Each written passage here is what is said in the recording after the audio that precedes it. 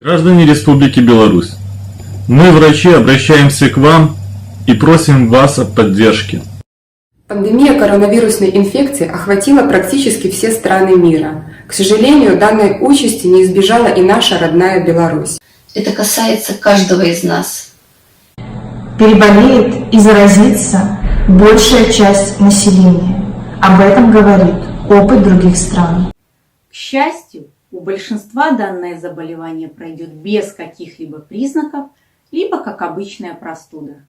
Но даже если у вас нет признаков заболевания, вы можете быть носителем инфекции и заразить других людей, в том числе своих близких. Для некоторых людей заболевание может быть более опасным и может стать смертельным. Это люди старше 60 лет, пациенты с хроническими заболеваниями и медицинские работники.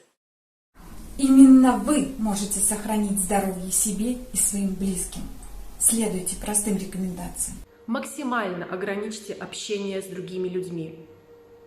Не ходите в гости к пожилым родственникам, родителям. Не отправляйте к ним своих детей, которые могут быть источником инфекции. Объясните своим пожилым родителям и убедите их в том, что им нужно остаться дома.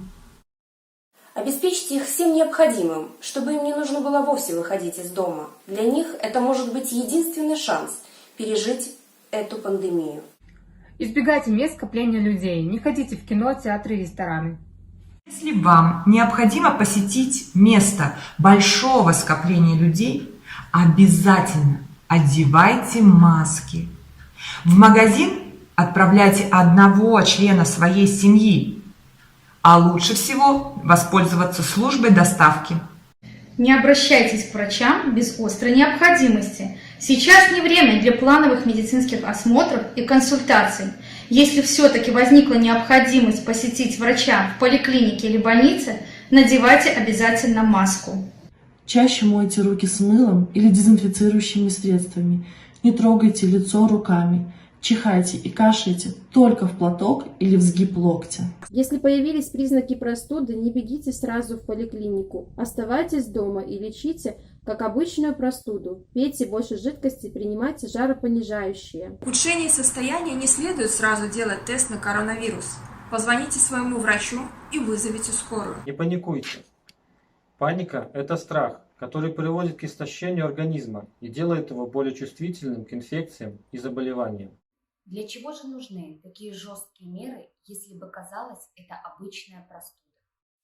Все для того, чтобы замедлить распространение инфекции. Чем медленнее будет распространяться инфекция, тем медленнее будет расти количество тяжело больных пациентов, которым нужна искусственная вентиляция легких, а также реанимационные мероприятия. Тогда мы, врачи, сможем спасти больше пациентов. Выполняя эти простые правила, вы можете сохранить жизнь и здоровье себе и своим близким. Помогите, пожалуйста, нам, чтобы мы смогли помочь тем, кому нужны.